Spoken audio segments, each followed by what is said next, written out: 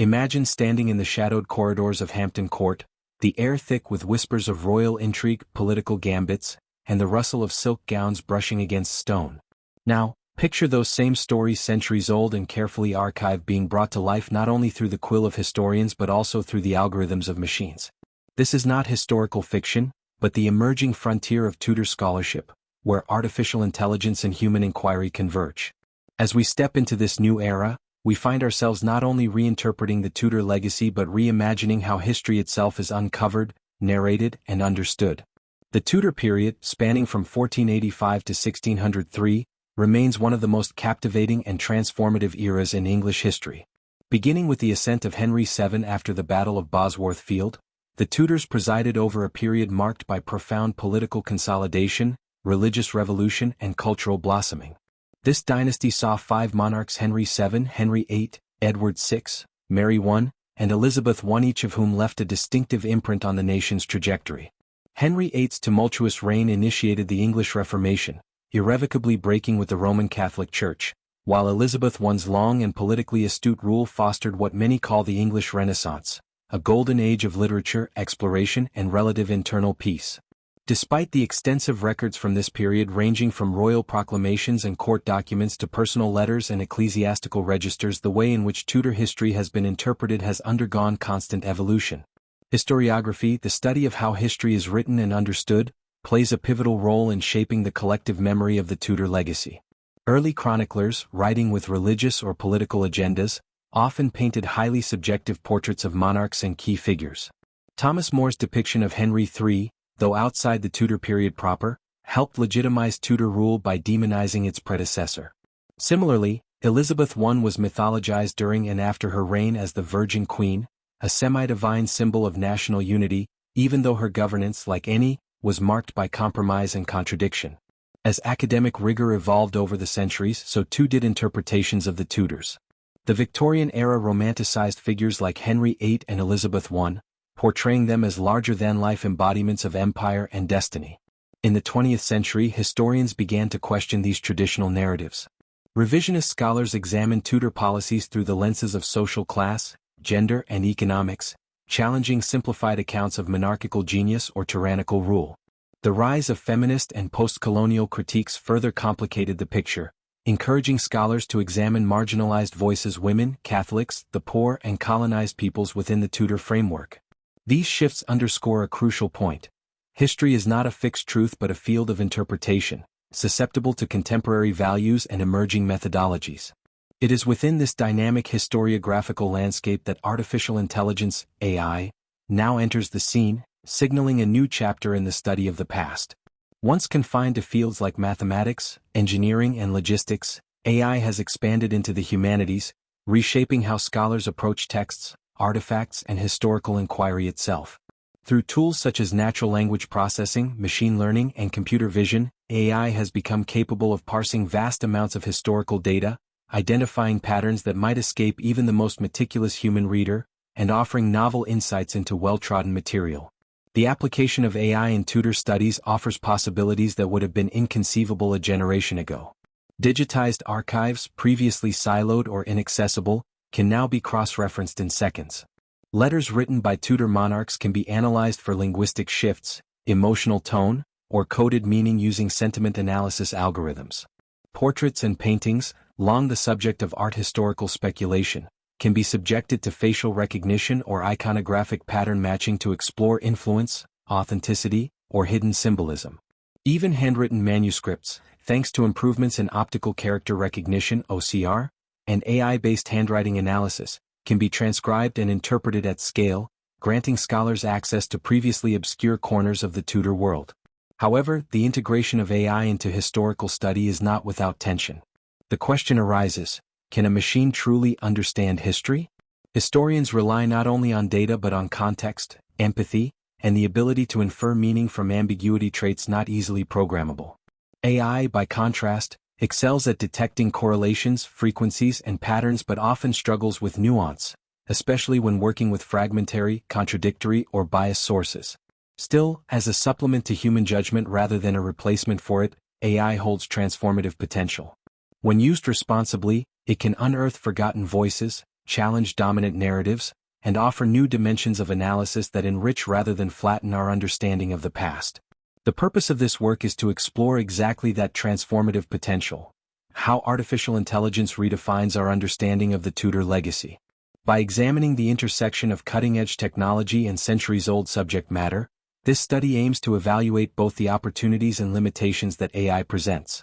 It will delve into the practical applications of AI in archival research, textual analysis, genealogy, and education, while also critically reflecting on the epistemological and ethical questions such integration raises. This is not simply a celebration of innovation, but an inquiry into how our tools shape our truths. This video seeks to answer a core question: how does the use of AI change not only what we know about the Tudors but how we know it? In doing so, it positions the Tudor period as both a historical subject and a case study for the broader implications of AI in the humanities. Just as each new wave of historiography has reinterpreted the Tudors in light of its own concerns, be they national pride, class struggle, or gender politics, so too does the advent of AI force us to reimagine the boundaries of historical knowledge itself. Through this lens, the Tudors are not only a window into the past but a mirror reflecting the evolving capabilities and responsibilities of historians in the digital age. The Tudor period, spanning from 1485 to 1603, represents one of the most dynamic and transformative eras in English history. It begins with the ascent of Henry Tudor, a relatively obscure claimant to the English throne, who became King Henry VII after defeating Henry III at the Battle of Bosworth Field. This victory marked the end of the Wars of the Roses, a series of dynastic conflicts between the rival houses of Lancaster and York that had plunged England into decades of political chaos. Henry VII's triumph did not just end a war.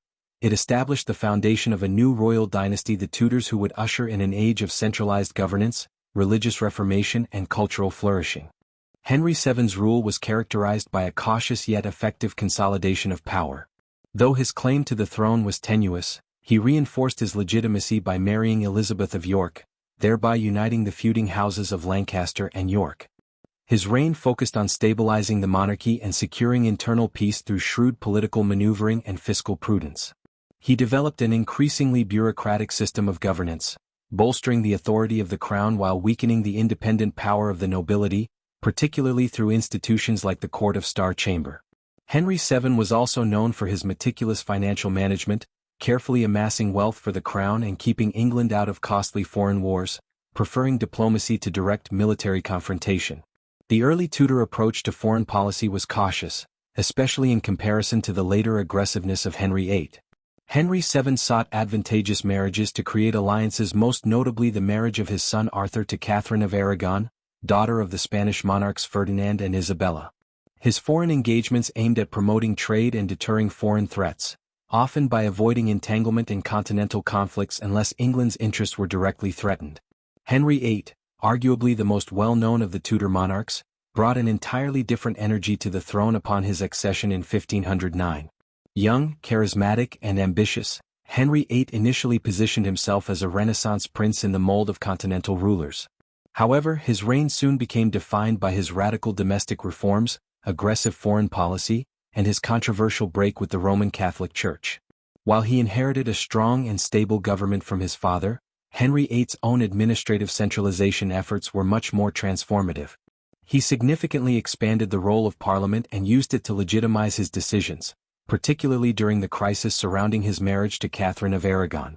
The English Reformation, set in motion by Henry's desire to annul his marriage to Catherine, became the most defining political and religious event of his reign. When the Pope refused to grant the annulment, Henry declared himself supreme head of the Church of England, effectively breaking from Rome. This unprecedented move not only enabled his remarriage to Anne Boleyn but also allowed the crown to confiscate vast monastic properties, redistributing them to loyal supporters and strengthening royal finances. The dissolution of the monasteries not only altered the economic landscape but also triggered profound cultural and spiritual dislocations. While Henry himself remained doctrinally conservative, his actions opened the door for a generation of Protestant reformers.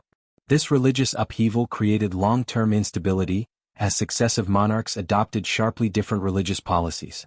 Henry's son, Edward VI, who became king at just 9 years old in 1547, was a committed Protestant, heavily influenced by reformist regents. Under Edward, the Church of England underwent further transformation, embracing Calvinist doctrine and eliminating many of the Catholic vestiges that had survived under Henry. The introduction of the Book of Common Prayer and the removal of images and relics from churches marked a sharp Protestant turn. However, Edward's early death in 1553 at the age of 15 cut short his religious reforms. Edward was succeeded by his half-sister Mary I, the daughter of Henry VIII and Catherine of Aragon. Mary, a devout Catholic, was determined to restore England to the Roman Church. Her reign, though brief, was marked by a fervent counter-reformation. She reversed Edward's Protestant policies and reinstated papal authority. Her marriage to Philip II of Spain, a deeply unpopular alliance, further alienated many English subjects. Most notoriously, Mary authorized the persecution and execution of Protestants, leading to the burning of over 280 religious rebels. These Marian persecutions earned her the subsequent nickname Bloody Mary, and her efforts ultimately failed to secure lasting Catholic restoration. The religious oscillation of the Tudor period continued with the accession of Elizabeth I in 1558. As the daughter of Henry VIII and Anne Boleyn, Elizabeth I inherited a deeply divided nation, torn by religious strife and political uncertainty. One of her first acts was to establish the Elizabethan religious settlement, a strategic compromise designed to stabilize the kingdom. The Act of Uniformity and the Act of Supremacy reasserted royal control over the church and required uniform worship practices, but they carefully avoided alienating moderate Catholics and Protestants. The Church of England retained a liturgy that was recognizably Protestant in theology but preserved certain elements of Catholic ritual and hierarchy.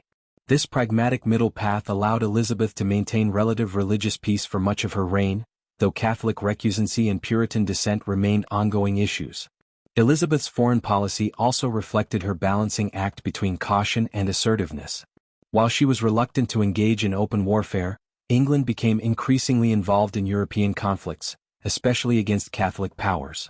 The most iconic moment of her reign came in 1588 with the defeat of the Spanish Armada, a naval confrontation that not only safeguarded England from invasion but also became a potent symbol of national pride and divine favor.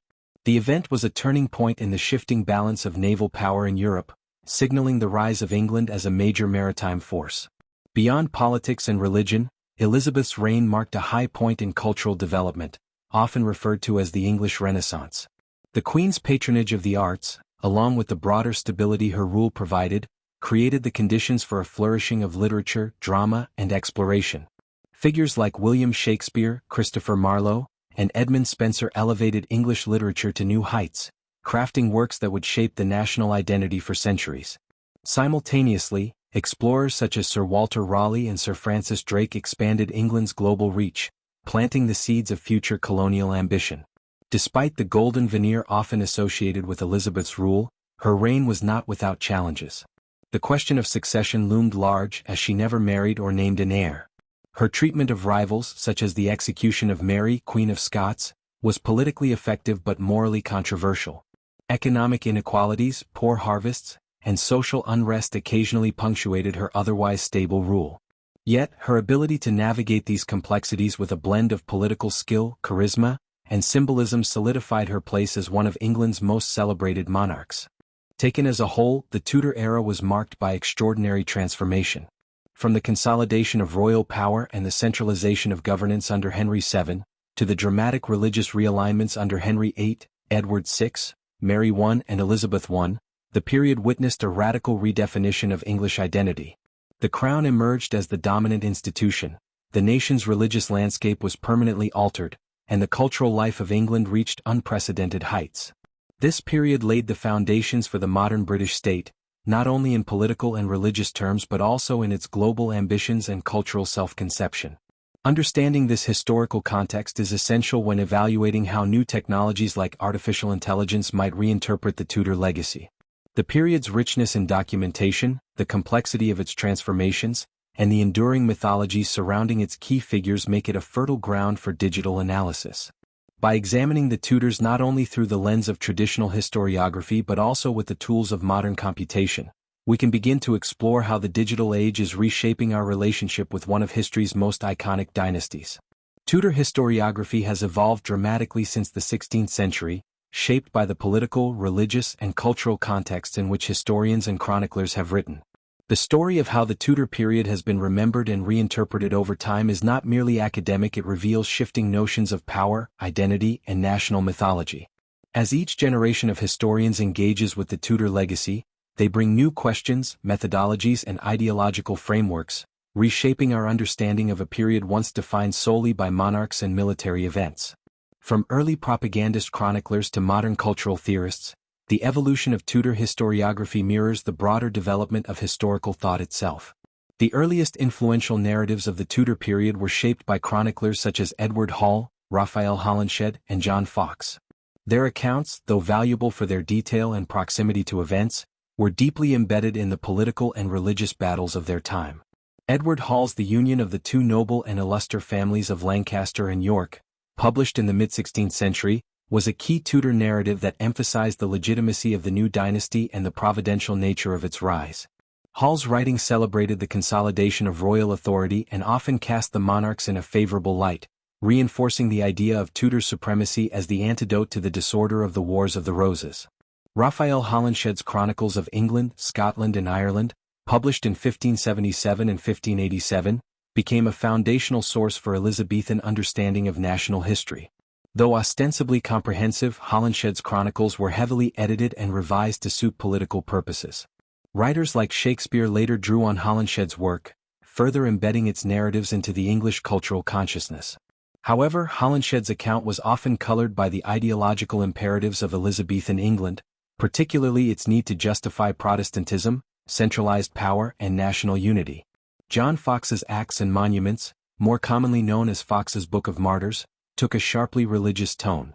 A Protestant polemic first published in 1563, Foxe's work chronicled the suffering of Protestants under Mary I's Catholic regime. His depictions of martyrdom were visceral and deeply emotional, intended to inspire Protestant piety and fortify anti-Catholic sentiment. Foxe's work, immensely popular in its time and officially endorsed under Elizabeth I, helped establish a particular moral binary in Tudor historiography: Protestantism as virtuous and persecuted, Catholicism as corrupt and tyrannical. While modern scholars now recognize the theological bias and propagandistic intent of Foxe's work, its impact on shaping collective memory, especially regarding Mary I, cannot be overstated. By the 19th century, Tudor historiography underwent a significant transformation, shaped by the intellectual and political climate of the Victorian era. The rise of the British Empire and the concurrent need for national cohesion prompted historians to craft grand, often romanticized narratives of the Tudor past. Figures like Henry VIII and Elizabeth I was reimagined not as complex political actors but as emblematic leaders who laid the groundwork for Britain's imperial destiny. Elizabeth I, in particular, became an icon of Victorian nationhood. Her virginity, once a personal choice loaded with political calculation, was reframed as a symbol of moral virtue and self-sacrifice. Victorian historians cast her as a strong but chaste ruler, embodying both feminine purity and masculine authority. Her defeat of the Spanish Armada was reinterpreted not merely as a military triumph but as divine validation of English Protestant exceptionalism. Elizabeth's court was presented as a proto-imperial stage, where values of discipline, rational governance, and national pride were forged. These narratives served the ideological needs of 19th-century Britain, projecting its own values backward onto the Tudor age to reinforce imperial legitimacy. Henry VIII, too, received a makeover in Victorian historical literature. His tyrannical tendencies were softened, even excused, in light of his role in breaking from Rome and establishing the Church of England. The brutality of the Reformation, the executions, the forced conversions, the cultural destruction was downplayed in favor of a narrative that celebrated religious independence and national sovereignty. The dissolution of the monasteries was depicted not as a calculated land grab but as a necessary purging of superstition and papal corruption. Victorian historiography, steeped in moralism and nationalism, created enduring myths that still influence popular perceptions of the Tudors today. However, the 20th century brought with it a new wave of historical thought that challenged these romanticized portrayals. The rise of professional academic history, coupled with greater access to archival sources, allowed for more critical and nuanced reassessments of Tudor rule. The revisionist historians of this era turned their attention to policy, structure, and the socio-economic consequences of royal decisions. They questioned the long-held assumptions about the benevolence of Tudor rule and began to explore the unintended consequences of monarchical action. Henry VIII's religious reforms, for example, were re-examined not just as expressions of piety or power, but as part of a broader set of administrative and financial imperatives. Historians like Geoffrey Elton emphasized the role of bureaucracy and institutional reform, suggesting that the English Reformation was as much a revolution in government as it was a spiritual transformation. Elton argued that the Tudor state became significantly more centralized and bureaucratically efficient under figures like Thomas Cromwell. This perspective shifted attention from the monarch to the machinery of state, highlighting the importance of legal and administrative innovation. Other scholars, influenced by Marxist and socio-economic analysis, examined the effects of Tudor policies on ordinary people. They analyzed how the enclosure movement, dissolution of the monasteries, and changes in land ownership contributed to rising inequality and social unrest. The Tudor state, from this vantage point, was not merely a vehicle of national unity, but a force that often deepened class divisions and reinforced elite dominance. Gender and class also became central categories of analysis in the latter half of the 20th century. The feminist turn in historiography led to a reappraisal of key female figures such as Anne Boleyn, Mary I, and Elizabeth I. Anne Boleyn, long depicted as either a scheming temptress or tragic victim, was reconsidered as a politically astute and religiously engaged woman navigating the brutal court politics of Henry's reign.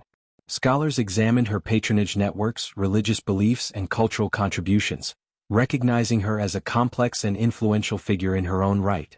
Mary I, previously vilified through the lens of Fox and later Protestant writers, began to receive more balanced treatments. Historians pointed out that her efforts to restore Catholicism, though controversial, were not uniquely oppressive in the context of 16th-century Europe. Mary's reign was reinterpreted not as a brief, disastrous interlude, but as a serious attempt to reverse radical Protestant reforms and stabilize the monarchy after Edward's minority. Elizabeth I, while still admired, was also subjected to critical scrutiny. Feminist scholars examined how her gender shaped her rule, her self-presentation, and her interactions with both male advisors and foreign rulers. Her famous image as the Virgin Queen was no longer taken at face value, but analyzed as a deliberate political construct that allowed her to wield authority in a patriarchal society. Elizabeth's use of iconography, pageantry, and rhetorical manipulation became central to understanding how she maintained power in an environment that doubted female rulership. Post-colonial historians added yet another dimension to Tudor historiography by interrogating the period's imperial implications. Although England's empire was still in its infancy during the Tudor years, the roots of colonial ideology, race, conquest, and religious superiority began to take shape. Scholars examined early English ventures into Ireland and the Americas, identifying how Tudor political rhetoric justified expansion and domination. The language of civilizing missions, so prominent in later imperial discourse, can already be found in the Tudor framing of foreign policy and religious conflict. These scholars also highlighted the voices that Tudor historiography had long ignored: colonized peoples, religious minorities, and the rural poor. They emphasized that Tudor policies had global as well as domestic ramifications and that the English Reformation, while framed as a national story, was entangled in broader transnational dynamics. Tudor England, once seen primarily as a sovereign island resisting continental influence, was resituated within a network of trade, diplomacy, and conflict that connected it to Catholic Europe, the Ottoman Empire, and beyond. Cultural historians contributed further to this diversification of perspectives. Instead of focusing exclusively on court life or statecraft, they examined popular beliefs, rituals, and cultural practices. They looked at how common people experienced the Reformation, how gender roles were enacted and resisted in everyday life, and how literature, music, and visual art reflected and challenged prevailing ideologies. These historians treated culture not just as an ornament of elite society, but as a battleground of competing ideas and identities. Together, these shifts in Tudor historiography demonstrate how the past is continually reconstructed in light of the present. Early chroniclers served the ideological needs of their monarchs. Victorian historians projected imperial ideals onto the past, and modern scholars have increasingly sought to question dominant narratives, recover silenced voices, and complicate simplistic portrayals. Each approach adds new layers of understanding, but also reminds us that history is never fixed. The Tudor legacy, like all histories, is a product of interpretation shaped not only by what happened, but by who tells the story and why. As we enter the digital age, new technologies like artificial intelligence will inevitably introduce yet another wave of reinterpretation, raising fresh questions about the nature of evidence, authorship, and historical truth. Artificial intelligence, long considered the domain of science and technology, is now becoming an increasingly powerful force in reshaping how we understand history. Nowhere is this more apparent than in the study of the Tudor period, where a growing number of digital humanities scholars are applying AI tools to centuries-old material, transforming static sources into dynamic data.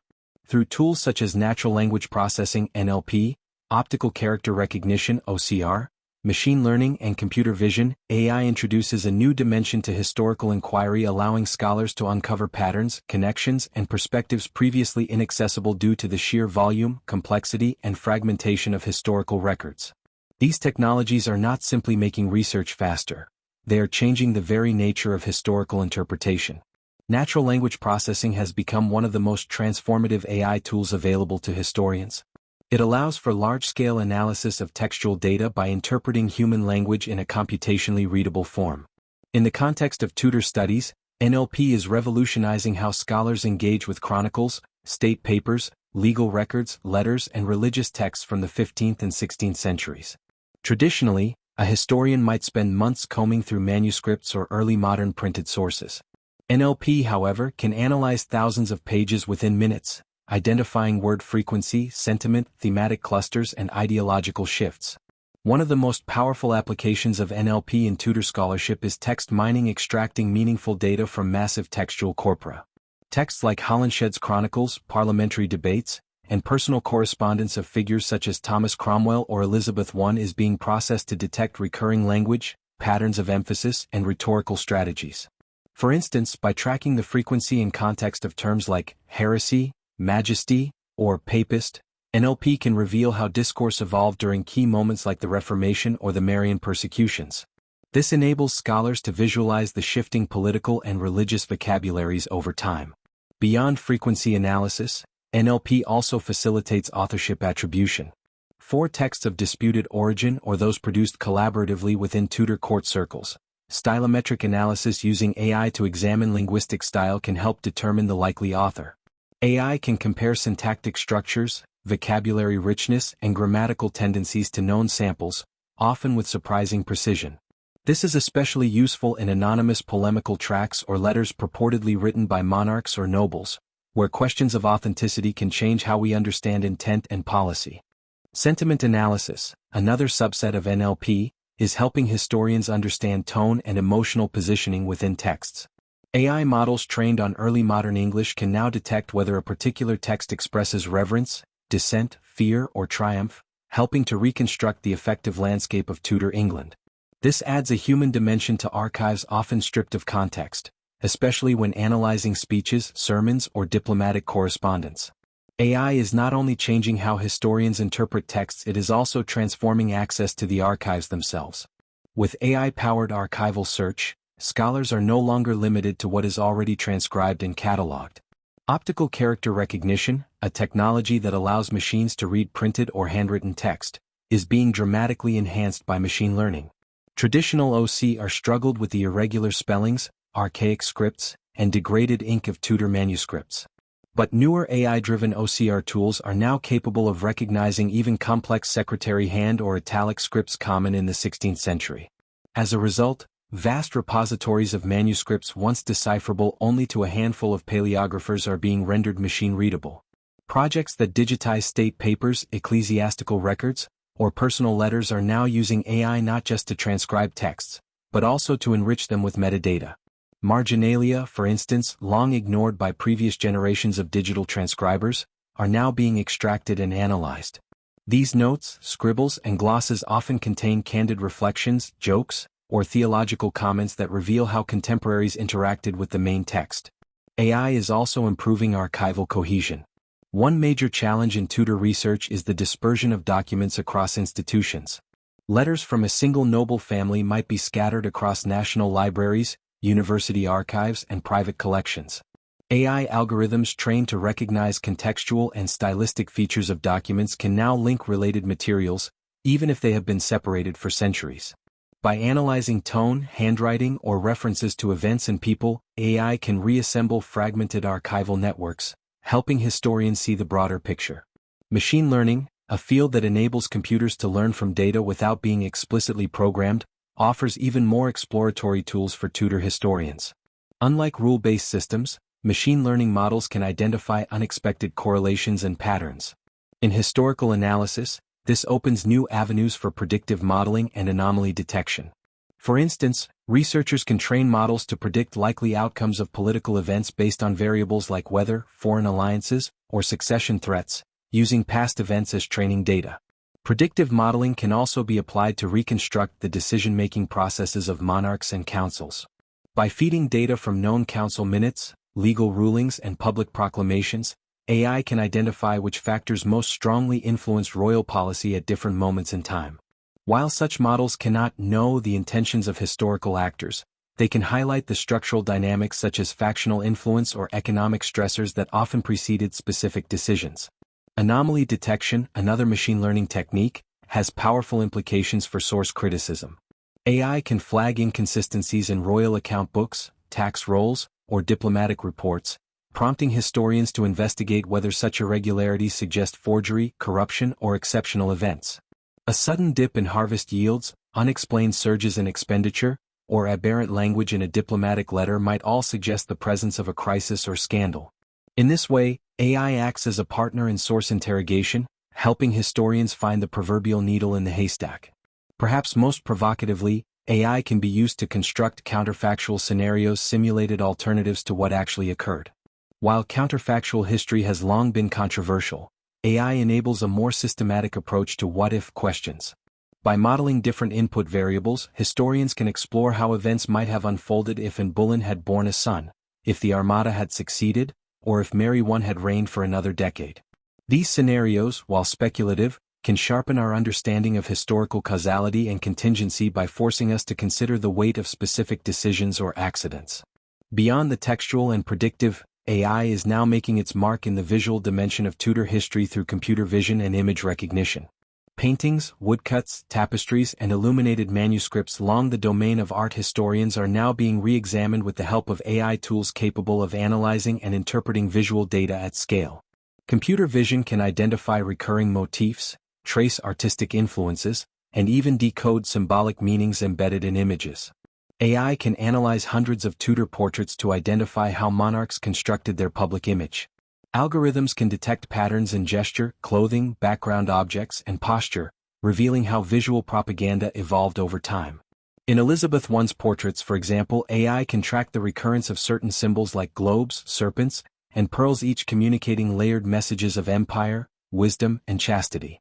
By quantifying the frequency and placement of these motifs across time, AI helps us understand the deliberate visual grammar used to legitimize rule and craft political myths.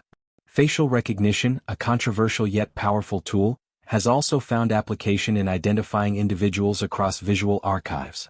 While traditional art historians rely on stylistic comparison and documentary evidence, AI can analyze facial geometry, pigmentation, and even brushstroke patterns to assess whether two portraits depict the same person.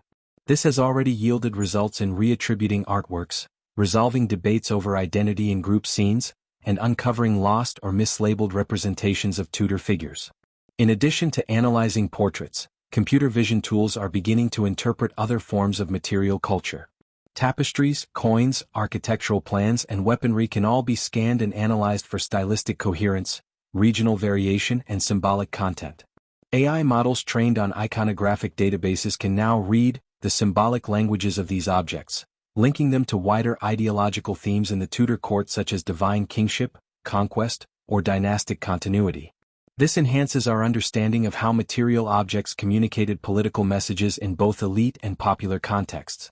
AI is also beginning to bridge the gap between visual and textual data.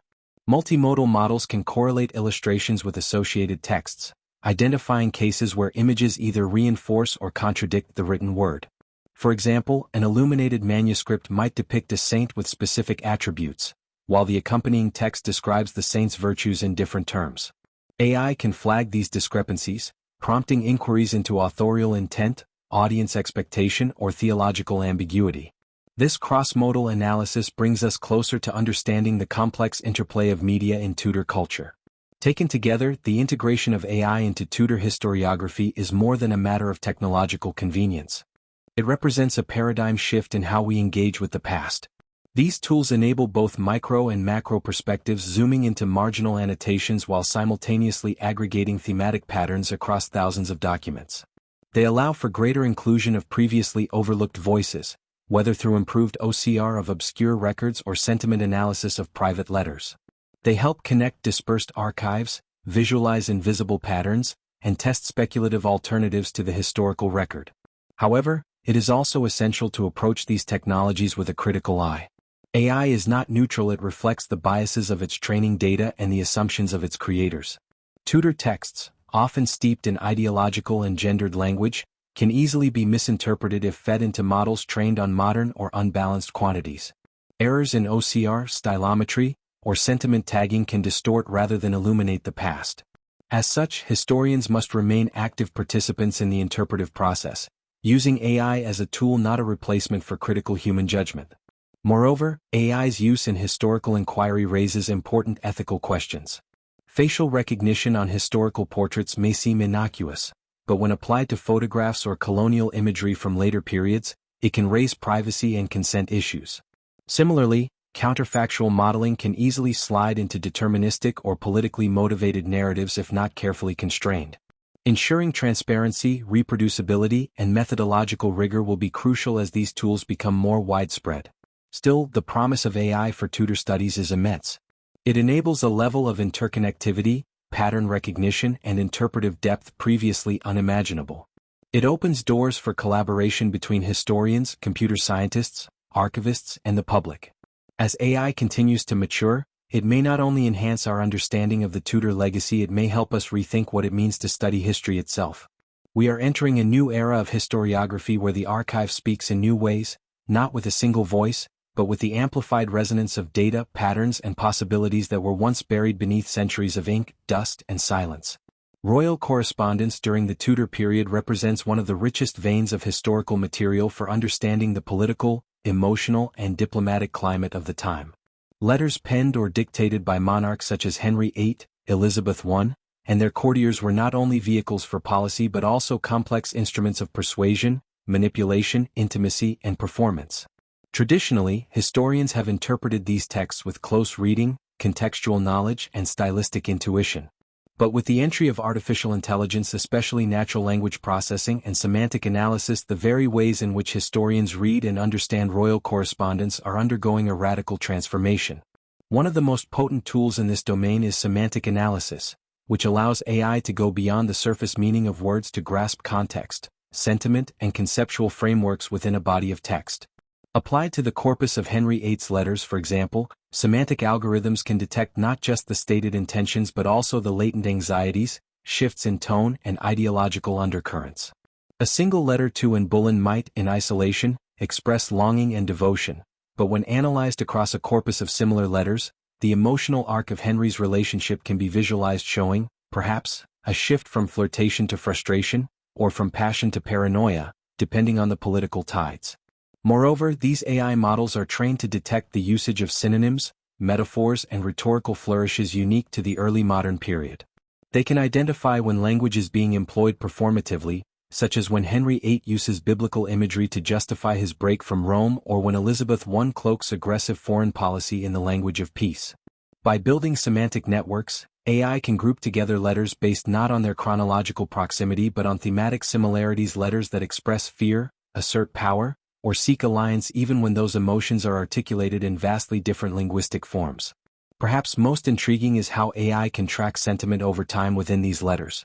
Court diplomacy often involved fluctuating alliances, betrayals, and reconciliations. By mapping the sentiment of letters between monarchs and ambassadors such as Henry VIII and Charles V of the Holy Roman Empire, AI tools can visualize the waxing and waning of diplomatic warmth. For example, early exchanges may carry cooperative, almost familial undertones, while later ones bristle with veiled threats or performative civility masking deeper enmity. This sentiment mapping is particularly useful when applied across vast letter collections such as the Letters and Papers, Foreign and Domestic Henry VIII, allowing researchers to chart a multidimensional view of international relations. Beyond emotional content, AI also enables a structural analysis of these letters: how they are constructed, what rhetorical devices are used, and which formulaic phrases recur across contexts. Patterns in salutations, closings, references to divine right, or invocations of loyalty can be extracted and compared across authors and decades. This allows for both macro and micro-level readings. One can study, for example, how expressions of divine legitimacy evolved between Henry VII's uncertain early reign and Elizabeth I's confident articulation of her sovereign role during the Armada crisis. In addition to text analysis, AI plays a critical role in visualizing the relationships embedded in royal correspondence. Each letter represents a node in a network between sender and recipient, but also between the themes, advisors mentioned, events referenced, and locations described. AI-driven tools like graph databases and network visualization software can map these relationships to produce dynamic models of power and communication. These visualizations reveal which courtiers were central hubs in the political machinery, how information flowed from the monarch to regional governors, and which diplomats served as vital intermediaries in foreign policy. Such maps can illustrate, for instance, the centrality of Thomas Cromwell during the dissolution of the monasteries or the shifting alliances within Elizabeth's Privy Council. The inclusion of geospatial data further enriches these models. AI can plot letters not just in terms of sender and recipient but also by physical location, allowing scholars to track the movement of the court, the spread of information, and the velocity of political reaction. By overlaying these networks with timelines, historians gain insight into how quickly decisions were made, how information bottlenecks developed, and which nodes in the system, whether people or places, became pivotal in moments of crisis or reform. Moreover, when applied to international correspondence, AI reveals the broader web of Tudor diplomacy. England's interactions with the papacy, France, the Habsburg Empire, and Scotland can be visualized as interconnected diplomatic ecosystems. AI-driven analysis shows not only the frequency of contact but also changes in tone, strategy, and messaging over time. These patterns can be correlated with historical events, wars, marriages, successions, or excommunications to better understand the interplay between communication and action. AI is also beginning to assist with the transcription and deciphering of handwritten letters. Using machine learning models trained on early modern handwriting, scholars are now able to transcribe letters that were previously inaccessible due to their condition, script, or language. This has led to the recovery of lesser-known correspondence, ladies-in-waiting, minor diplomats, or local officials whose voices were long overshadowed by the more famous pens of monarchs. These newly legible texts often contain crucial insights into the mechanisms of court life and local governance, revealing the decentralized dynamics of Tudor power. An often overlooked but revealing aspect of royal correspondence is the presence of indirect speech or proxy voices. Monarchs frequently dictated letters, which were penned by secretaries and occasionally revised before dispatch. AI tools are increasingly adept at distinguishing between a monarch's authentic voice and the stylized input of their scribes. Stylometric analysis can identify shifts in vocabulary density, sentence rhythm, or syntax complexity that may indicate multiple authorship or editorial intervention. This raises important historiographical questions about authorship, authenticity, and authority. Another area where AI is transforming the study of royal correspondence is through anomaly detection. Occasionally, letters deviate from established patterns using uncharacteristic language, adopting a different structure, or addressing unexpected topics. AI can flag such anomalies for closer human scrutiny. This might indicate forgery, duress, or moments of extraordinary political significance. For example, letters written by Mary Queen of Scots during her imprisonment reveal abrupt tonal changes that might reflect censorship, fear, or coded language, areas where human historians, prompted by AI, can probe deeper. The integration of AI into the study of royal letters is contributing to public engagement and pedagogy. Digital exhibits and interactive platforms now allow users to explore letter networks, read AI-translated excerpts, or follow the trajectory of a single courtier across time. These tools make the complexity of Tudor politics more accessible while preserving academic rigor. By leveraging AI, institutions are democratizing access to royal archives and inviting new audiences to experience the nuance and drama of Tudor communication. The application of AI to Tudor royal correspondence is not merely a matter of efficiency or convenience. It reorients the historian's gaze, shifting from isolated texts to ecosystems of language, power, and effect. It reveals the architecture of communication that underpinned one of the most tumultuous and formative periods in English history. And most importantly, it retains the human voice, filtered through algorithmic precision but still legible in its complexity, ambition, and vulnerability. The letters of the Tudors are speaking again, and this time, machines are helping us listen with deeper understanding than ever before. Genealogy has always been central to Tudor history. The legitimacy of rulers, claims to the throne, political marriages, and the anxiety of dynastic succession were all rooted in bloodlines and inheritance. From Henry VII's tenuous claim emerging out of the Wars of the Roses to Elizabeth I's status as the last Tudor monarch, genealogy was not merely a matter of ancestry, it was political weaponry, spiritual legitimacy, and the scaffolding of national identity. Yet much of Tudor genealogy has long been shaped by gaps, contradictions, forgeries, and the interpretative biases of chroniclers and later historians. Now, artificial intelligence is bringing clarity, precision, and new insight to this complex historical terrain by using pattern recognition, probabilistic reasoning, and even biological data to reconstruct and re-evaluate Tudor family networks. One of AI's most immediate contributions is in the reconstruction of family trees using incomplete or scattered records. Traditional genealogical research relies heavily on birth registries, marriage records, wills, and correspondence. However, Tudor-era records are often fragmentary, handwritten in varying orthographies, and sometimes obscured by political motivations to fabricate or suppress certain lineages. AI models, particularly those built on Bayesian inference and graph theory, can process vast datasets of digitized records, analyze relational metadata, and propose the most probable genealogical links where definitive proof may be lacking. This is especially useful for mapping the extended Tudor kinship network, which includes not just royal family members but also distant cousins, illegitimate children, and noble families whose marriages served diplomatic or strategic ends. AI can help clarify the disputed genealogy of the Beaufort line, a key component of Henry VII's claim to the throne. By aggregating and analyzing various versions of wills, ecclesiastical documents, and court records, AI can assess consistency and anomaly across claims. It might highlight that a certain individual was referred to as cousin to the king in one document and kinsman in another, helping historians triangulate familial proximity.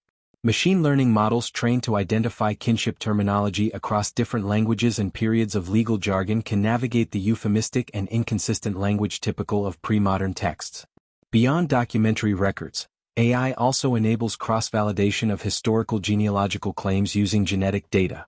As DNA databases expand and more ancient remains are subjected to genomic analysis, AI can integrate biological data with historical narrative. In the Tudor context, this has generated groundbreaking possibilities. While the remains of known monarchs like Henry VIII or Elizabeth I have not been exhumed for genetic testing, DNA studies on collateral lines such as Henry III, whose remains were famously identified in 2012, offer scaffolding for AI to build models of familial inheritance, physical traits, and even susceptibility to certain diseases. One particularly compelling application is the investigation of royal diseases and hereditary conditions. Historical sources describe ailments ranging from Henry VIII's leg ulcers to the mental health struggles of Mary I and the possible infertility of Elizabeth I. AI models trained on modern genomic datasets can analyze existing DNA sequences from known or suspected Tudor relatives to identify patterns of genetic disorders. AI contributes to resolving disputes over succession, especially those clouded by charges of illegitimacy or political manipulation. Cases like that of Edward de Vere, 17th Earl of Oxford, occasionally alleged in fringe theories to be a royal bastard, or even the true author of Shakespeare's works, are being re-evaluated through a blend of linguistic analysis and genealogical modeling. More credible inquiries concern the legitimacy of the Grey family's claim to the throne following Edward VI's death. AI models can sift through competing claims, diplomatic correspondence, and legal declarations to reveal how concepts of dynastic legitimacy were interpreted, manipulated, or legally contested over time. AI is also being used to link familial lines across national borders. Tudor diplomacy was deeply enmeshed with marriage alliances, particularly with Spain, Scotland, and the Holy Roman Empire. By mapping intermarriages across noble houses, AI helps illuminate the international dimensions of Tudor kinship. For instance, Mary I's marriage to Philip II of Spain was not just a political union but a genealogical realignment that altered the balance of power in Europe. AI-driven network analysis can illustrate how this marriage integrated English royal blood into the broader Habsburg dynasty, and how such alliances increased the stakes of war, religious conflict, and succession. Moreover, these AI-assisted genealogical reconstructions are not confined to royal lines. They are also shedding light on the lesser-known branches of the Tudor world: servants, advisors, and courtiers whose kinship ties to the monarchy shaped their influence. Figures like Thomas Bullen, the father of Anne Boleyn, or Margaret Pole, Countess of Salisbury, were not mere political actors but members of intricate family webs. AI allows for a more nuanced understanding of how kinship operated not just vertically from monarch to heir, but horizontally through siblings, cousins, and in-laws who wielded enormous, if sometimes indirect, power. This broader genealogical lens also intersects with social and cultural history. AI tools are beginning to trace the lives of women whose familial roles were often underrepresented in official records. By analyzing dowry records, correspondence, and church registers, AI can reconstruct the domestic networks that underpinned elite families. It enables researchers to see how kinship shaped patronage, social mobility, and even resistance, such as how Catholic recusant families maintain their faith across generations despite Protestant reform. AI doesn't merely reproduce traditional genealogies, it challenges them. Many royal genealogies were crafted for propaganda, reinforcing myths of divine lineage or masking politically inconvenient truths. AI, free from such biases, highlights contradictions and inconsistencies that demand reinterpretation. For example, where genealogical tables omit certain illegitimate children or obscure maternal lines, AI might uncover evidence in overlooked records or anomalous naming patterns. It can trace how these omissions shaped Tudor historiography and influenced legal precedents around succession and inheritance. AI's role in Tudor genealogy extends into public history and education. Interactive family trees, supported by AI algorithms, are being integrated into museum exhibits and online platforms. Users can explore complex kinship networks, simulate succession crises, and even input hypothetical marriages to see how different unions might have altered history. This fusion of scholarship and engagement brings the deeply human drama of Tudor genealogy into the digital age, making it both accessible and analytically rigorous. AI is revolutionizing the study of Tudor genealogy not by replacing the historian's expertise, but by expanding the toolkit through which we understand lineage, legitimacy, and legacy. It enables connections that were previously impossible, challenges long-standing assumptions, and reveals the genealogical fabric of Tudor power as far more intricate, contested, and dynamic than linear family trees once suggested.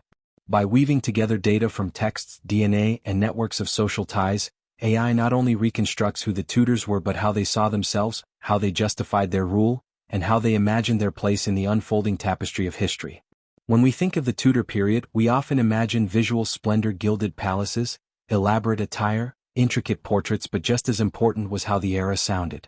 The voices in parliament and pulpits, the sonorities of court music, the evolving rhythm of English speech, and even the street cries of London all formed a distinctive auditory identity. Yet because sound is ephemeral and Tudor England predated sound recording by centuries, most of this sonic world has been lost.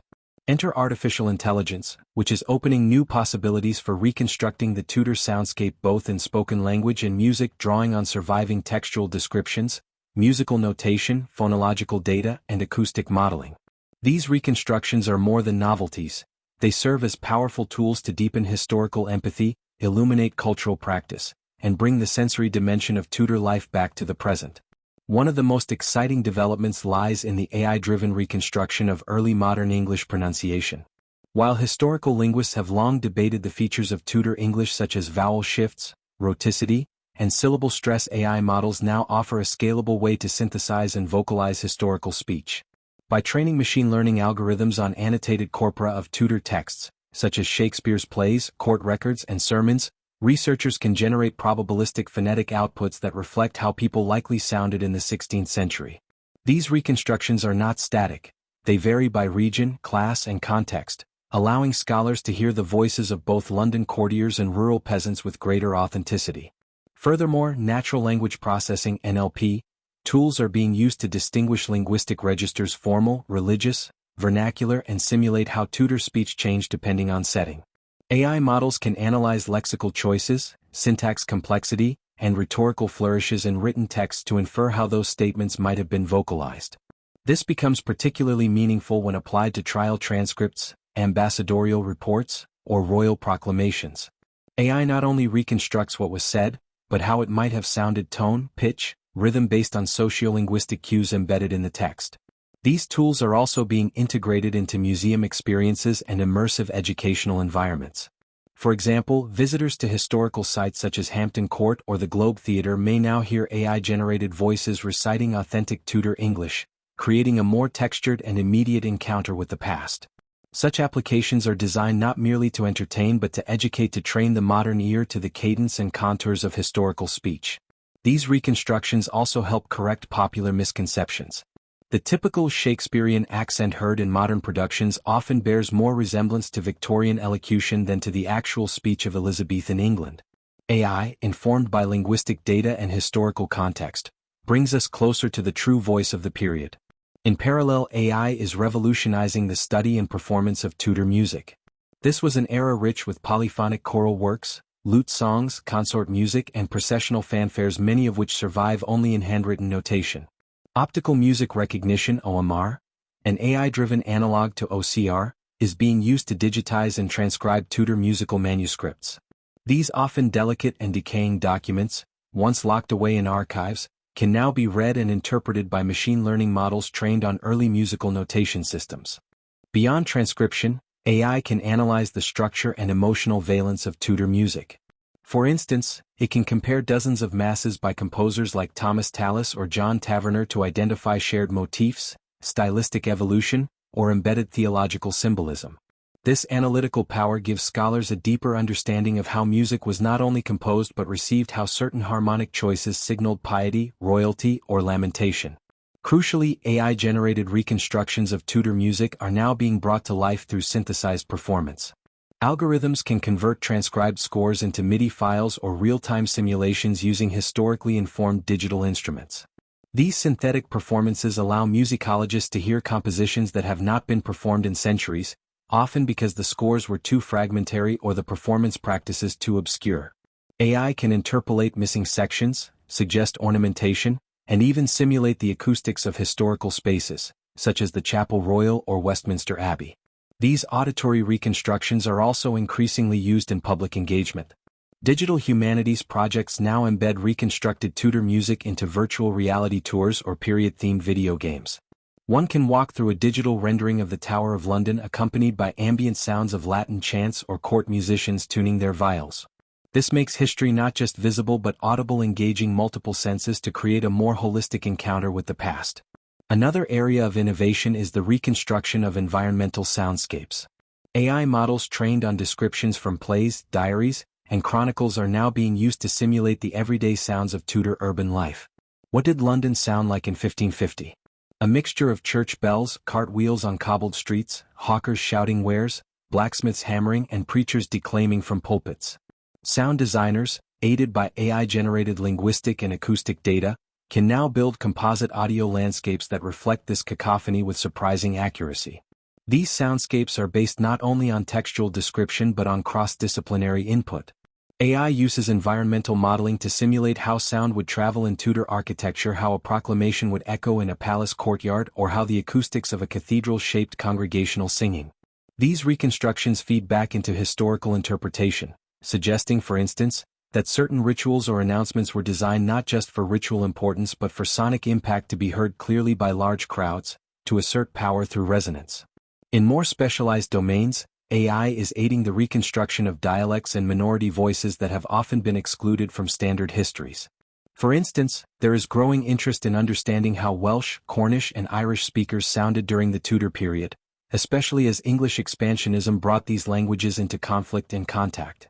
AI models trained on surviving texts, place names, and phonetic reconstructions can simulate Tudor period accents and vocabulary from these regions. This deepens our understanding of cultural hybridity and linguistic resistance under Tudor rule.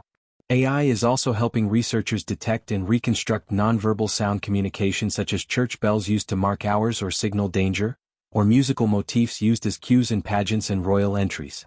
These patterns, often encoded in symbolic language or iconography, are being decoded by multimodal AI systems that integrate textual, visual, and acoustic data. The convergence of AI sound reconstruction with performance studies is yielding unprecedented insights. Actors and reenactors can now train with AI tools that simulate Tudor pronunciation and prosody, leading to more accurate portrayals of historical figures in documentaries, stage performances, and digital media. This is not only of aesthetic value, it also restores cultural specificity, reminding modern audiences that Tudor subjects did not merely think differently, they spoke, sang, and listened in ways shaped by a distinct historical consciousness. AI is transforming the way we engage with Tudor language and sound. It animates the silent archives, gives voice to the inked words of royal proclamations and private letters, and fills once muted spaces with historically plausible resonance. These tools bring us closer not just to what the Tudors said or wrote, but to how they experienced the world through the richness of sound. By reanimating their sonic environment, AI makes it possible to hear the past not as a distant echo, but as a living presence. The Reformation in Tudor England was not only a seismic religious upheaval but a profound cultural, political, and informational transformation. From Henry VIII's split with Rome to the Protestant fervor under Edward VI, the Catholic backlash under Mary I and Elizabeth I's via media, the English Reformation unfolded across decades in often contradictory waves. Its legacy printed propaganda, clandestine sermons, translated Bibles, martyrdom accounts, and polemical pamphlets left a vast documentary record. Yet this record is deeply fragmented, ideologically charged, and shaped by both censorship and erasure. Artificial intelligence is now providing powerful tools to revisit this period in unprecedented detail, helping historians parse the encoded agendas of reformers and counter-reformers alike, track how ideas circulated, and recover marginalized or silenced voices. At the core of AI's intervention is its ability to detect and classify propaganda in printed texts. The Reformation was among the first truly media-driven revolutions, as the printing press became a critical weapon in theological and political battles. Protestant reformers like William Tyndale and Thomas Cranmer, and Catholic defenders like Thomas More and Reginald Pole, flooded England with tracts, treatises, and translations.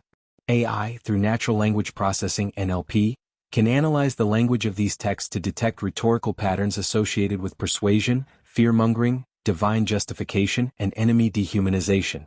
By training sentiment analysis models on known propagandistic works, researchers can identify shared linguistic markers such as repetition, apocalyptic framing, use of authority figures, and appeals to the vernacular. These models then scan less studied works, helping uncover whether they function more as informational texts or propaganda. This is particularly useful in identifying implicit propaganda, such as seemingly benign prayer books or catechisms that subtly promote specific theological views. With such analysis, AI can map how propaganda shifted tone and strategy under different monarchs, showing how, for instance, Protestant authors under Edward emphasized theological education, while under Elizabeth they often stressed national unity and divine favor. Closely linked is AI's role in tracking censorship and the circulation of forbidden books. During Mary I's reign, Protestant materials were banned, burned, or altered. Likewise, Catholic texts were often suppressed under Elizabeth. AI-powered OCR and metadata tools, especially when applied to large digitized collections like early English books online, can identify patterns of redacted or missing text, page substitution, or marginal annotations that suggest attempted censorship or secret dissent. Machine learning models trained on known censored volumes can flag unusual formatting or inconsistent typography in other texts, suggesting tampering. Similarly, NLP techniques can detect euphemisms, allusions, or coded language used to evade official scrutiny. Scholars can then follow the ghost traces of banned books, how they were copied, circulated in manuscript form, hidden in recusant households, or imported illegally from the continent. AI allows this tracking to be done at scale, analyzing thousands of texts and uncovering patterns of survival and suppression invisible to manual methods. Another critical frontier is AI's ability to uncover hidden voices in the Reformation, those of women, working-class believers, and religious minorities often left out of official church records or mainstream historiography. One of the ways this is being done is through the aggregation and semantic analysis of marginalia in religious texts. AI can now read and interpret handwritten notes in Bibles, psalters, and prayer books, left by individual readers, often women or lay people who engaged with theology in personal and subversive ways. These notes, when connected across different volumes and locations, begin to form a decentralized network of spiritual interpretation and resistance. AI models trained to recognize variant spellings, non-standard grammar, and devotional shorthand can parse these marginal comments and connect them to broader religious trends. A scribbled note referencing martyrdom in one Bible might be echoed by a similar reference in a psalter hundreds of miles away, suggesting a shared interpretive community. AI makes it possible to recover this kind of dispersed religious dialogue, showing that the Reformation was not just top-down but participated in by ordinary believers whose views left faint but legible imprints. Equally transformative is the use of AI to reconstruct the social networks that sustained the Reformation. By applying graph analysis and entity recognition to letters, court records, and book dedication pages, AI can generate visual maps of connections between printers, translators, clergy, patrons, and readers. This reveals how reformist ideas moved not just through texts but through human relationships. AI can identify clusters of activity such as Protestant printer circles in London or Catholic safe houses in Lancashire and trace how these networks evolved over time in response to persecution or patronage. Another fascinating application is the use of AI to model religious change over time within specific regions. By combining parish records, wills, sermon registers, and trial documents, AI can identify shifting patterns of conformity and resistance. For instance, it might detect a sudden decline in Catholic baptisms following the imposition of new Book of Common Prayer editions, or a surge in recusancy fines during times of international Catholic tension, such as the run-up to the Spanish Armada. These patterns, when analyzed longitudinally, allow historians to chart the complex interplay of policy, piety, and local custom. AI is also being used to reinterpret theological argumentation. Large language models, LLMs, trained on Reformation-era texts can summarize complex theological disputes and show how doctrines like transubstantiation, predestination, or justification by faith were framed differently by authors of varying denominations. Moreover, AI can translate these disputes into modern conceptual terms, aiding both scholarly and public understanding. This is especially useful in classroom or museum settings where theological nuance may otherwise be inaccessible to non-specialists. The ethical implications of these tools are also noteworthy. AI forces scholars to confront how the Reformation's history has been shaped by historiographical silences, by the loss of texts, the dominance of elite male voices, and the institutional control over religious memory. AI cannot replace historical judgment, but it can provide a corrective, offering alternative narratives, recovering partial stories, and questioning long-held assumptions about whose voices mattered. AI is helping revive liturgical experiences from the Reformation. Reconstructed sermons, prayers, and liturgies produced using textual synthesis tools are now being performed in academic and theatrical settings. These performances, built on rigorous data models, aim not to replicate the exact past but to evoke its emotional and spiritual tenor. A synthesized Cranmerian homily or Marian dirge, when heard aloud, allows modern listeners to feel the stakes of doctrinal conflict in more visceral terms. AI is not only helping us better understand the Reformation, it is reframing it. It challenges the idea that the Reformation was simply the work of monarchs and theologians, revealing instead a tapestry of voices, technologies, and networks. Through AI, the Reformation emerges not as a closed historical chapter but as a living dataset, complex, contested, and continually open to reinterpretation. Whether through detecting propaganda, surfacing censored texts, modeling belief networks, or giving voice to the silenced, AI is transforming the way we hear, see, and understand religious change in Tudor England. The integration of artificial intelligence into Tudor studies brings profound opportunities, but it also introduces serious intellectual, ethical, and methodological challenges. Chief among them is the issue of accuracy versus interpretation. AI excels at processing massive quantities of data, recognizing linguistic patterns, and detecting statistical anomalies. Yet historical analysis depends on more than pattern recognition. It requires the ability to interpret context, nuance, irony, and ambiguity, the very elements that define the human record. When applied to Tudor documents, AI might detect repeated motifs in Henry VIII's letters or changes in word frequency in sermons before and after the Reformation. But does it grasp the layered motivations behind those shifts? Can it distinguish between a performative appeal to divine right and a genuine theological belief? These are not mere technical questions, they go to the heart of historiography. While AI can assist, it cannot yet replicate the interpretive lens of a historian grounded in political context, theological debates, or textual traditions. Furthermore, AI models risk overfitting historical patterns, that is, drawing conclusions from statistical regularities that may not represent causal or meaningful relationships. An algorithm might suggest that Elizabeth I's use of particular phrases correlates with specific political events, but such conclusions could be spurious if the model ignores genre conventions or scribal practices.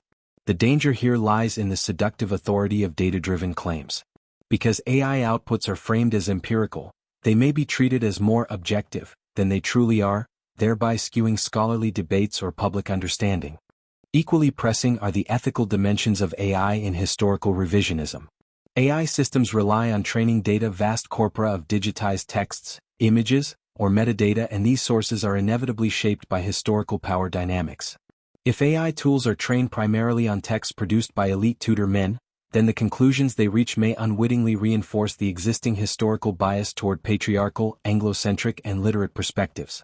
This raises a key question: who curates the data used to train historical AI?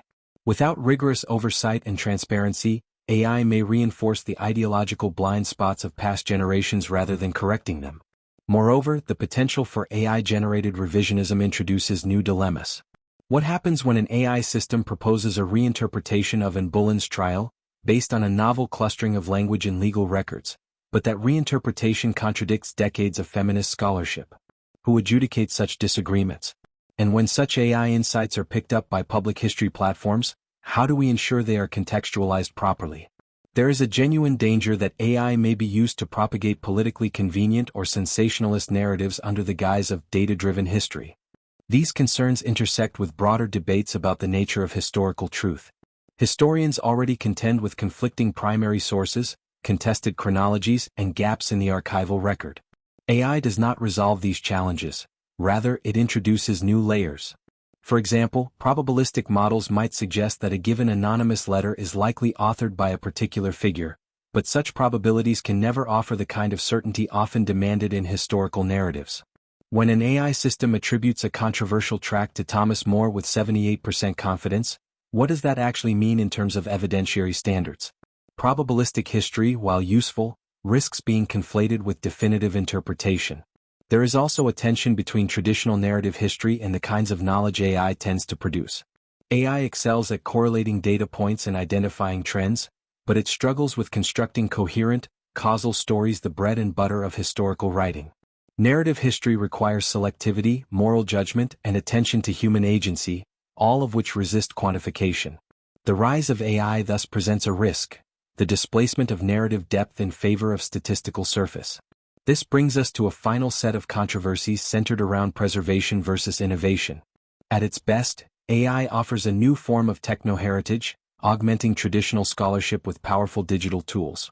It can preserve fragile manuscripts, transcribe obscure dialects, and resurrect forgotten voices. But there is also a risk that in chasing innovation, we devalue the slow, qualitative labor of historical research. Will future scholars rely too heavily on pre-processed AI summaries, neglecting close reading?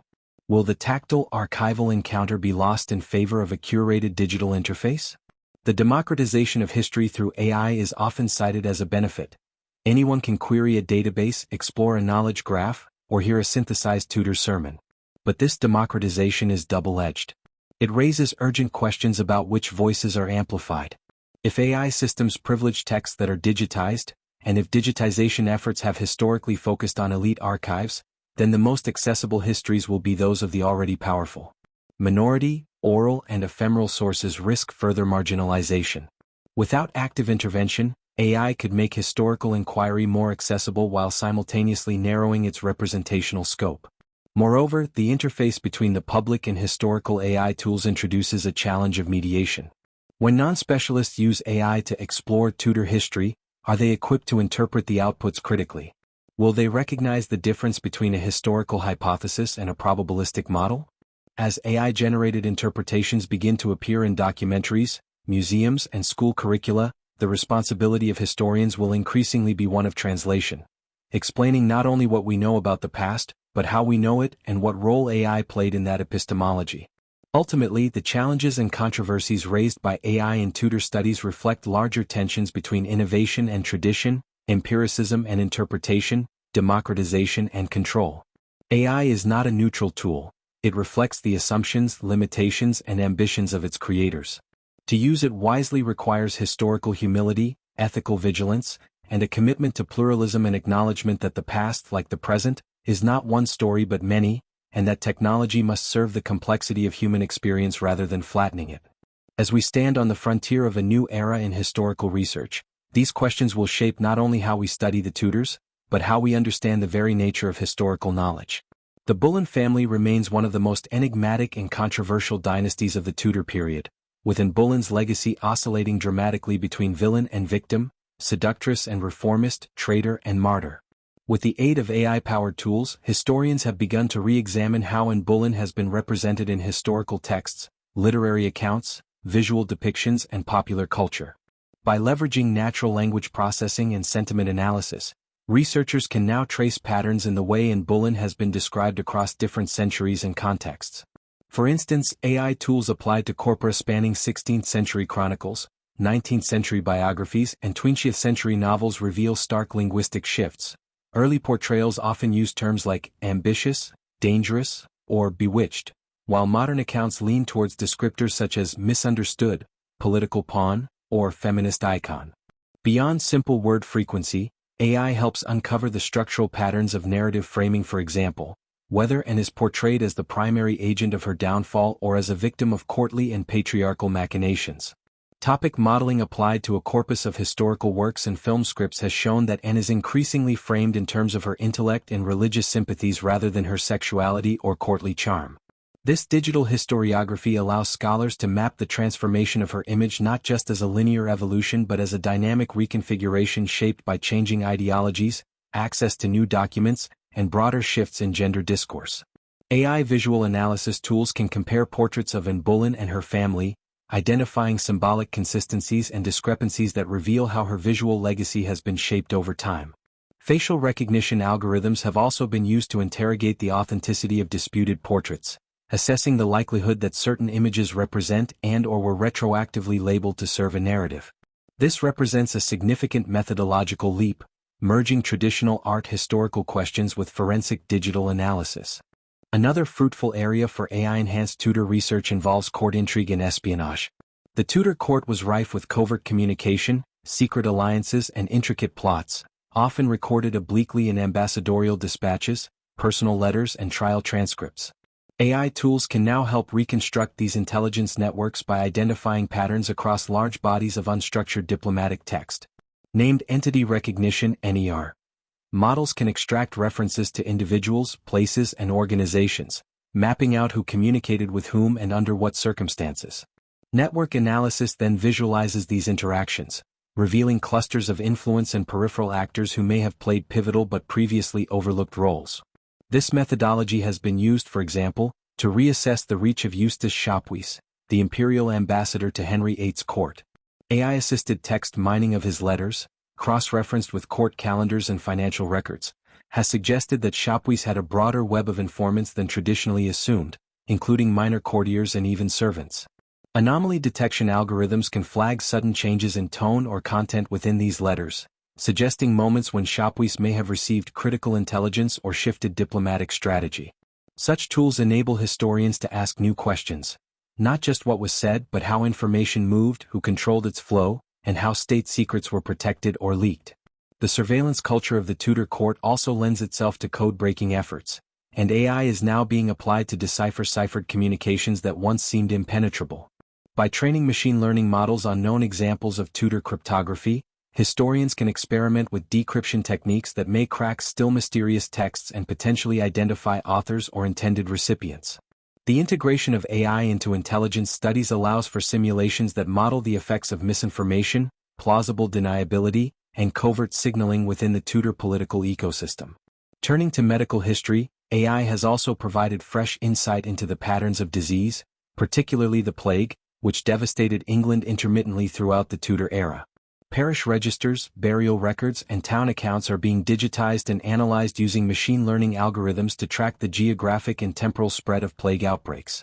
These models account for variables such as population density, trade routes, climate data, and urban sanitation, allowing researchers to simulate the spread of disease with greater accuracy than ever before. AI-assisted textual analysis of herbals, physicians' manuals, and household remedy books reveals patterns in medical knowledge that illuminate the intersection of folk medicine, early pharmacology, and social class.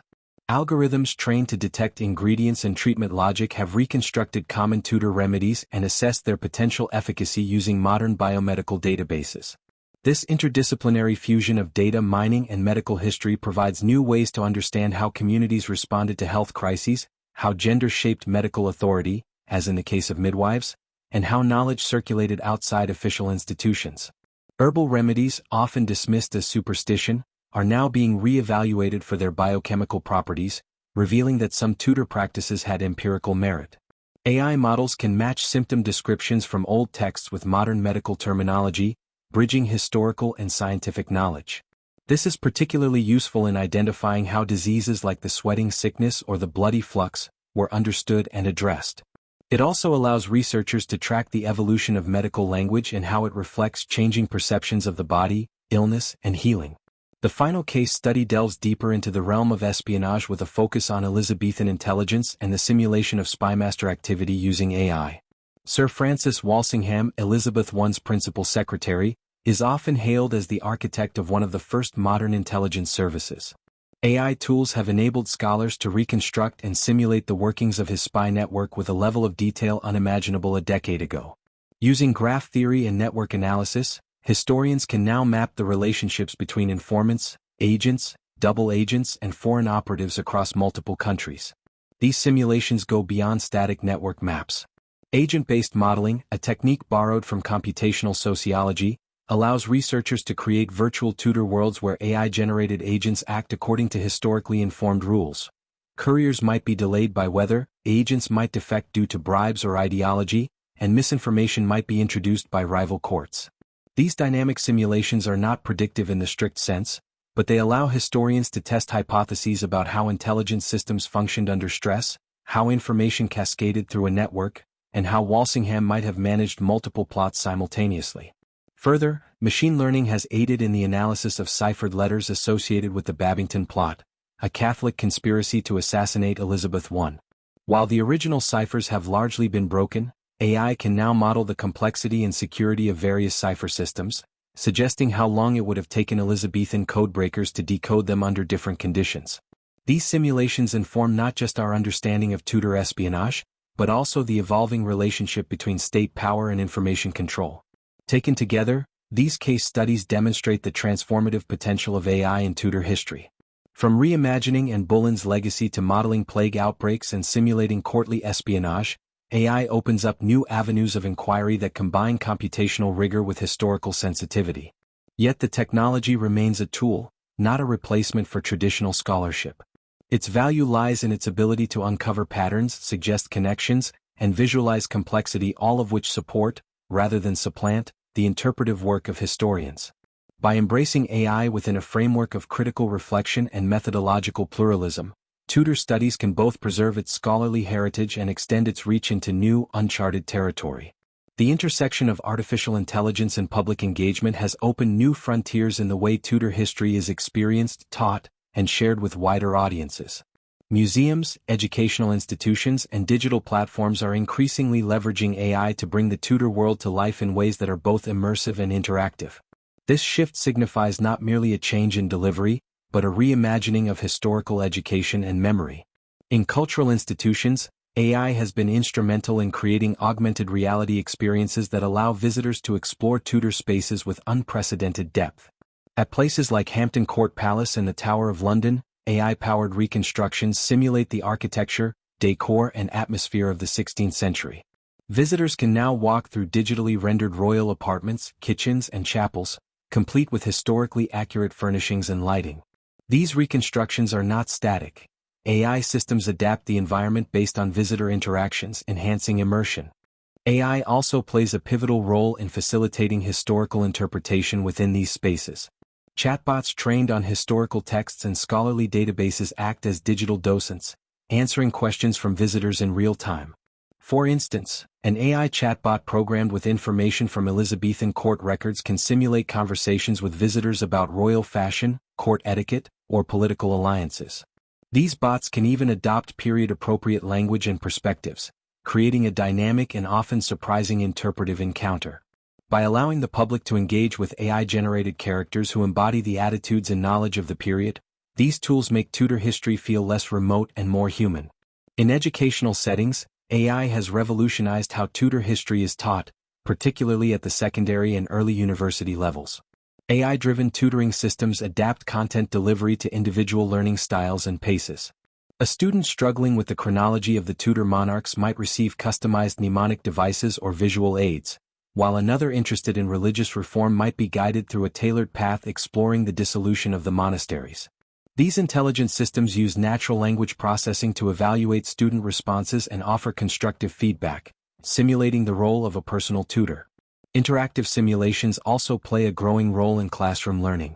Students can now participate in virtual debates with AI-generated versions of historical figures like Henry VIII or Elizabeth I. These simulations rely on large language models trained on period-specific texts, allowing the AI to mimic the rhetorical style and ideological positions of the monarchs.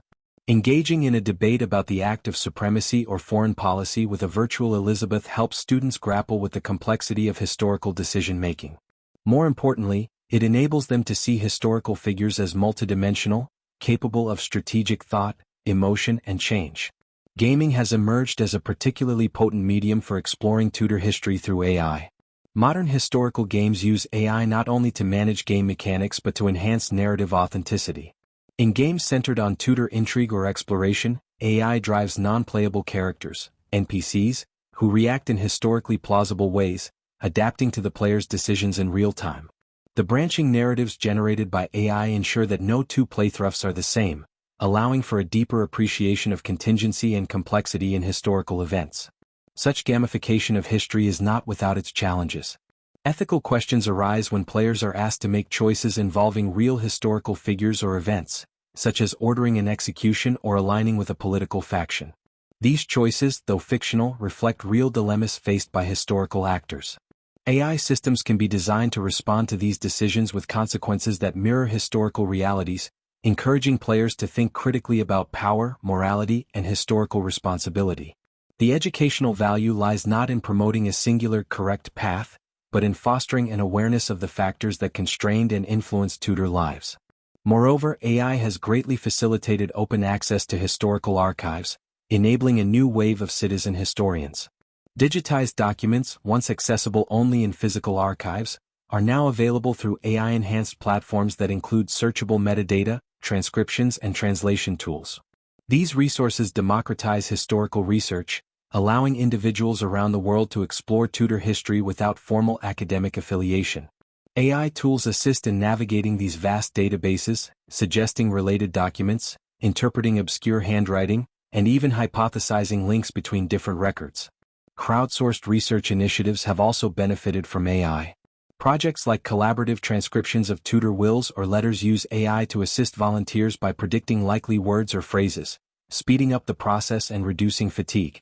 As volunteers transcribe, their work feeds back into the system, improving the AI's accuracy and expanding its capabilities. This symbiotic relationship between human and machine has enabled massive archives to be processed in a fraction of the time traditional methods would require. Global accessibility is perhaps the most transformative aspect of AI in Tudor studies. Students in remote regions or underfunded schools can now access primary sources, engage with interactive learning tools, and participate in virtual tours of Tudor landmarks. AI translation tools further break down barriers, making English language archives accessible to non-English speakers and facilitating cross-cultural scholarship. This global democratization helps ensure that Tudor history is no longer confined to elite institutions or national narratives, but becomes a shared human endeavor. The public engagement enabled by AI is not merely a matter of novelty or convenience. It represents a profound shift in how historical knowledge is produced, disseminated, and consumed. The line between professional historian and interested layperson is becoming more porous, as AI tools empower individuals to conduct meaningful research, ask sophisticated questions, and contribute to collective historical understanding. This participatory model challenges traditional hierarchies in historical knowledge production and opens the door to more inclusive, diverse perspectives on the Tudor past. Yet, the success of these initiatives depends on thoughtful implementation. Without careful curation and oversight, AI tools may oversimplify complex issues or present contested interpretations as settled facts. Interactive experiences must be designed to encourage critical thinking rather than passive consumption. The role of educators, curators, and historians is therefore not diminished but transformed. They must act as guides, helping users navigate the rich but potentially overwhelming terrain that AI makes accessible. The use of AI in public engagement and Tudor education is reshaping how history is experienced. By combining technological innovation with pedagogical and interpretive care, these tools can make the Tudor era more accessible, engaging, and intellectually vibrant than ever before. From museum visitors to students to independent researchers, a growing community is now empowered to explore, question, and reimagine the legacy of the Tudors through the lens of artificial intelligence. As artificial intelligence continues to transform academic fields, Tudor studies stand at the cusp of a paradigm shift. The fusion of machine learning with historiography promises to reshape not only the methods by which scholars interrogate the past but also the audiences they reach and the narratives they construct. The future of Tudor research lies in an interdisciplinary, data-enriched approach that leverages AI's capabilities while remaining grounded in the humanistic values of careful interpretation, inclusivity, and transparency. A key trend that will define the coming decades is the rise of collaborative AI human historical scholarship. Rather than replacing historians, AI acts as a powerful partner capable of parsing vast volumes of text, suggesting patterns, and highlighting anomalies that might otherwise go unnoticed. This symbiotic relationship allows scholars to focus on analytical reasoning and narrative construction, supported by AI's computational speed and scope. AI can be used to flag inconsistencies in archival records, such as discrepancies in dates or names, which historians can then investigate further. The result is a richer, more nuanced picture of Tudor life that emerges from iterative, collaborative interpretation. Another major development is the move toward hybrid publications that merge traditional text with interactive data visualizations. Future Tudor monographs and articles are likely to be supplemented by dynamic charts, network maps, and timeline tools, all powered by AI-derived data. A digital study of Elizabethan diplomacy, for instance, could include an interactive web of correspondence showing which envoys were communicating when and about what topics. These tools not only enhance understanding but also make academic research more accessible to students, educators, and the general public. They signal a shift from static representation to exploratory engagement, where readers can interrogate the data themselves. This digital transformation also encourages a move toward a more global conception of Tudor history. AI enables the aggregation and analysis of multilingual corpora, allowing historians to map Tudor influence beyond the British Isles. Portuguese, Spanish, and Ottoman archives, for example, contain valuable insights into Tudor diplomacy and trade, and AI-assisted translation tools make these sources more accessible than ever before. Additionally, AI can identify lexical and thematic overlaps across disparate cultural contexts, helping scholars construct comparative narratives that situate Tudor England within broader global currents. This shift is particularly valuable for integrating colonial and indigenous perspectives into Tudor studies. While traditional narratives have often centered on royal courts and metropolitan elites, AI offers a way to surface voices that have been historically marginalized. For example, analyzing missionary records or indigenous accounts through AI can reveal the impact of Tudor-era expansion in Ireland or the early Atlantic world. These approaches underscore the interconnectedness of local and global histories and challenge insular, nation-bound interpretations. As the field embraces these expansive possibilities, questions of sustainability and ethics come to the forefront. The preservation of digital archives is a critical concern. Unlike paper documents, digital files are vulnerable to format obsolescence, hardware failures, and cyber threats. Ensuring the long-term accessibility of AI-generated or enhanced Tudor materials requires robust data stewardship protocols, including redundancy, migration strategies, and open-access repositories. Institutions must commit to the continuous maintenance of digital resources to prevent the loss of this burgeoning digital heritage. The question of ethical AI use in historical research also demands careful attention. Training datasets must be transparent and inclusive to avoid reinforcing existing biases or privileging certain narratives. Open-source models offer a potential solution, enabling peer scrutiny and collective improvement of the algorithms and data used in Tudor research. These models ensure that the tools historians rely on are accountable and align with scholarly values of accuracy, diversity, and intellectual integrity. Moreover, the development of AI systems should involve historians from the outset to ensure that algorithms are designed with historical nuance in mind. This collaboration helps prevent reductive interpretations and encourages the encoding of uncertainty, ambiguity, and multiplicity of meaning into AI outputs. Rather than searching for definitive answers, AI can be harnessed to explore a range of plausible interpretations, mirroring the complexities of historical inquiry. In this evolving landscape, the role of the historian is not diminished but redefined. Scholars become curators of AI-generated insights, arbiters of context, and translators of machine output into meaningful human narratives.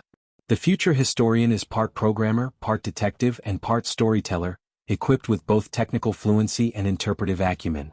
The promise of AI in Tudor studies is thus not just in what it reveals but in how it reshapes the process of historical discovery itself.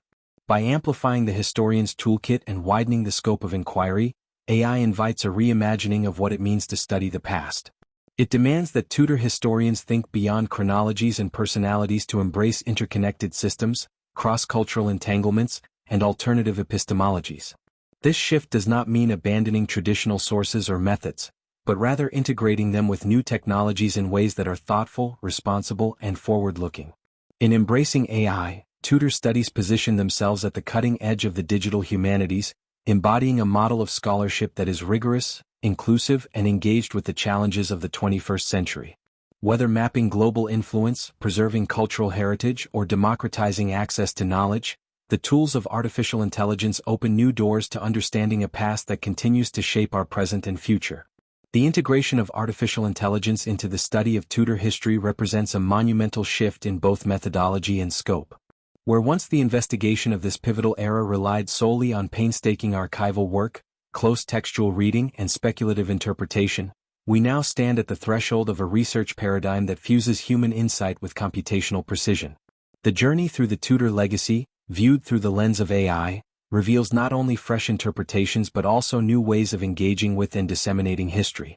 This exploration began with a deep contextual grounding in the Tudor era itself, from the consolidation of the monarchy under Henry VII to the flourishing cultural and political achievements of Elizabeth I. Each reign introduced complexities that continue to stimulate debate: the centralization of authority, the explosive consequences of religious reform, the gendered power dynamics of queenship, and the ambitious efforts to project English influence on the global stage. These themes are foundational, and they provide the necessary scaffolding upon which later historiographical, technological, and ethical considerations are built. The historiographical evolution of Tudor studies has shown that the interpretation of this era is never static. From the propagandist accounts of early chroniclers to the nationalistic narratives of the Victorian Age, from 20th century revisionist critiques to the rise of feminist and post-colonial analyses, each generation reshapes the Tudor past in light of its own questions, concerns, and ideological frameworks. AI does not operate in a vacuum. It inherits this layered history of interpretation. But it also reorients it. Through pattern detection, data correlation, and expansive archival mining, AI uncovers associations and silences that challenge long-held assumptions and propose new lines of inquiry. By examining the tools and capabilities of AI in humanities research, from natural language processing and optical character recognition to machine learning and computer vision, we come to appreciate the profound methodological impact AI has on historical scholarship. These technologies make the inaccessible accessible. They can decode handwritten marginalia, reveal sentiment trends in diplomatic correspondence, and even simulate counterfactual scenarios that test the plausibility of historical developments. Such capacities allow historians to triangulate information in ways previously impossible, drawing from dispersed and heterogeneous sources to form coherent, data-backed interpretations. When applied specifically to Tudor studies, the results are transformative. AI offers the ability to reinterpret royal correspondence not as isolated artifacts but as nodes in a broader network of communication, emotion, and power. It reconstructs fractured genealogies, cross-references disputed claims, and even illuminates how genetic inheritance and disease shaped political trajectories. It recreates the linguistic, musical, and cultural environment of the court, offering immersive experiences that make the Tudor world vivid and immediate. In tackling the English Reformation, AI becomes an investigative partner, tracing the dissemination of censored texts, uncovering propaganda strategies, and surfacing the hidden voices of dissenters and reformers. These applications illustrate how AI can function not just as a passive analytical tool, but as an active catalyst for historical revision and reimagination. Such work underscores the productive tension between technology and interpretation, where AI reveals the outlines and historians color them in. Still, the deployment of AI in historical research invites challenges and ethical questions that must be addressed with seriousness and care. Can an algorithm truly understand context? What are the risks when probabilistic inference is mistaken for historical truth? Who controls the datasets and, by extension, the narratives AI helps to create? These questions are not abstract. They influence funding, access, publication, and pedagogy. As scholars, educators, and developers, We bear the responsibility of ensuring that AI systems are transparent, inclusive, and accountable. The tension between preservation and innovation is particularly acute. AI makes history more accessible, but it can also distort it if misapplied.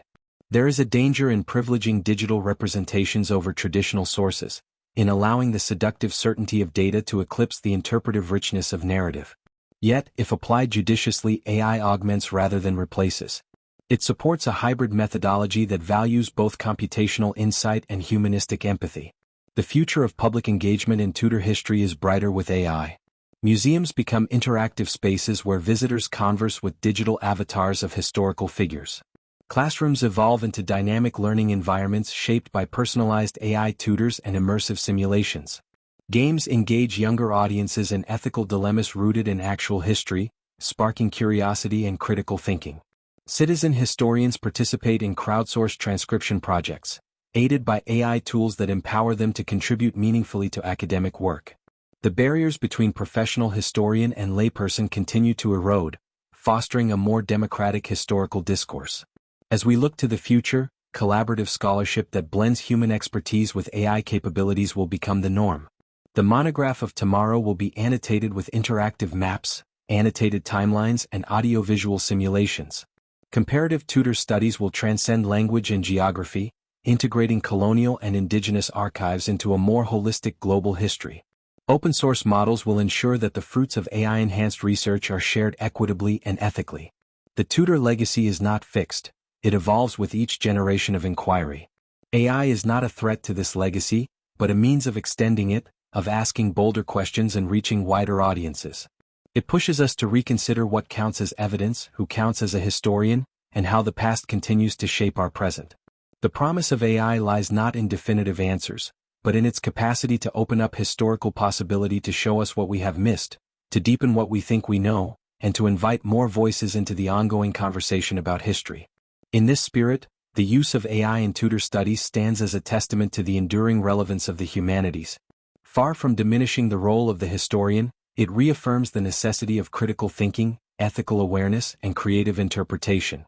The machines may scan the texts, identify the trends, and draw the connections, but it is the human scholar who asks the why, who tells the story, and who ensures that the past remains not just preserved but profoundly alive.